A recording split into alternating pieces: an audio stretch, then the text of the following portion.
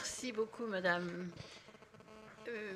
Je voudrais vous saluer tous, mais auparavant, mon ami monsieur Khoury, chargé d'affaires du Liban en France. Je regrette son épouse, c'est dommage qu'elle ne soit pas là, parce que vous ne pouvez pas avoir plus charmante épouse qui représente le Liban en France. Ça, vous ne pouvez pas. Monsieur Walid Minkara, et certainement bien d'autres personnes que je ne connais pas suffisamment pour les présenter, mais de toute façon, vous êtes tous nos amis, puisque vous êtes là pour le Liban et que vous aimez le Liban. Et puis je salue aussi mon ami docteur Johanny, là, qui est dans un petit coin, mais qui est un célèbre docteur médecin libanais. Et voilà, si vous avez des bobos, des boutons, vous allez le voir.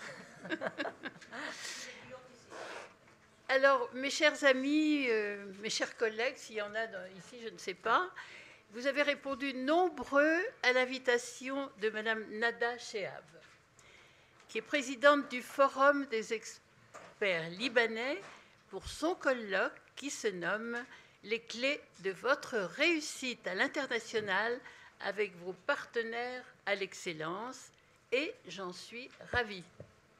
Car plus que jamais maintenant, il faut travailler pour le Liban. Pour elle, je vous remercie de tout cœur, car j'ai vraiment remarqué qu'elle se donne beaucoup de mal pour ce à quoi elle croit, et elle a bien raison. Je vous félicite, chère Madame Chehab. Je remercie aussi les invités d'honneur de Madame Chehab. J'ai déjà cité notre ami Gabi El Khoury et Monsieur Walid Minkara. Et bien entendu, toutes les personnes qui ont collaboré pour la tenue de ce colloque et qui, pour certaines, ont fait le voyage, paraît-il, depuis l'étranger pour assister à ce forum, ce qui est extrêmement gentil. Personnellement, je suis vraiment très heureuse de pouvoir aider cette association libanaise, étant très, très, très attachée au Liban et très fière aussi de participer d'une façon intime et infime à vos efforts pour créer un réseau d'entraide internationale. Alors, c'est à grands traits que je vais vous présenter les objectifs de ce forum, car naturellement, Madame Chehab le fera de façon très précise, et c'est son travail d'ailleurs, et c'est son objectif. Il s'agit de favoriser la création et la croissance de projets d'entreprise et d'affaires et de réunir des compétences d'excellence pour promouvoir l'image professionnelle des Libanais. Vous le savez, aucun pays au monde ne compte, comme le Liban, plus de ressortissants hors de ses frontières, et ce, sur les 5 continents, aussi bien qu'à l'intérieur. On estime ainsi à 12 millions de personnes de la diaspora libanaise, pour une population de seulement quelques 5 millions d'habitants au Liban. Donc c'est extraordinaire, s'ils venaient tous, ils renverseraient tout et on n'aurait plus de guerre. Mais là, s'ils restent dans leur pays, les pays où ils ont dû, malheureusement pour beaucoup, se réfugier. Je vais vous raconter une petite chose. En tant que sénateur des Français établis hors de France, je voyage beaucoup.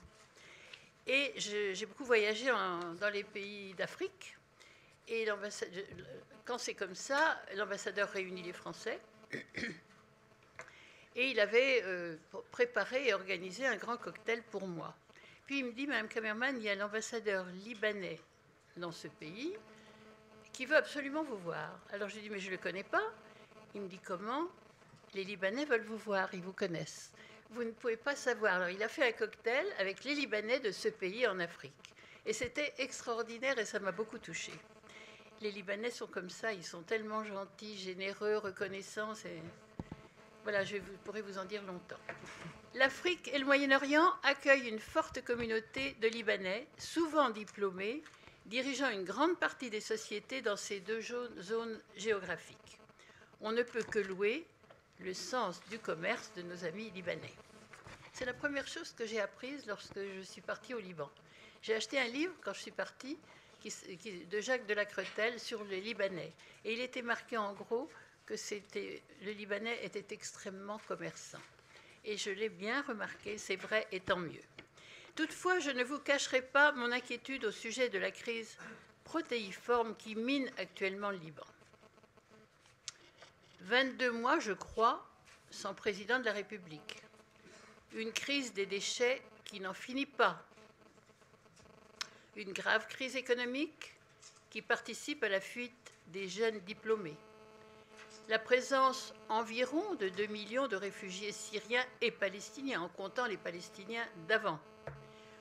Autant de très grands risques de déstabilisation qui guettent le pays du Cèdre, sans compter ce qui entoure le Liban. Néanmoins, nos chers amis libanais tiennent bon et s'adaptent à toutes les difficultés. Ils savent que pour cela, ils sont épaulés par la France, qui ne les abandonnera pas. D'autant plus que nous avons un excellent ambassadeur de France en la personne de M. Emmanuel Bonne. Hier matin, nous avions une réunion avec lui, il est à Paris. Vous l'avez peut-être rencontré? Non? Il est à Paris et nous l'avons rencontré et je l'ai félicité pour le discours qu'il a eu le 15 août. Vous savez que le 15 août, il y a une messe célèbre pour la France. Il venait d'arriver au Liban et il a fait un discours que vous devriez tous savoir, on devrait le distribuer, tellement il était et politique et aimant le Liban, car il le connaissait, il y avait déjà vécu, et tout à fait positif et remarquable. Donc vous avez un très bon ambassadeur et c'est beaucoup. Le réseau scolaire français au Liban est tout à fait extraordinaire.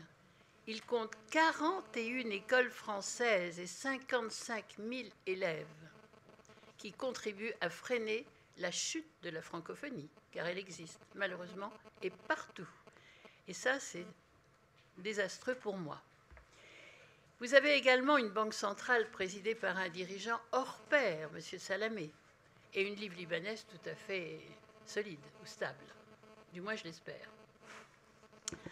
Je vous souhaite donc, mesdames et messieurs, de bons et fructueux échanges pour faire progresser votre pays, le Liban, toujours plus loin sur les chemins de l'excellence, tout en vous précisant, et vraiment il faut que vous le sachiez, que je reste toujours à votre disposition pour votre magnifique pays que j'aime tant et auquel je souhaite prospérité, bonheur et paix.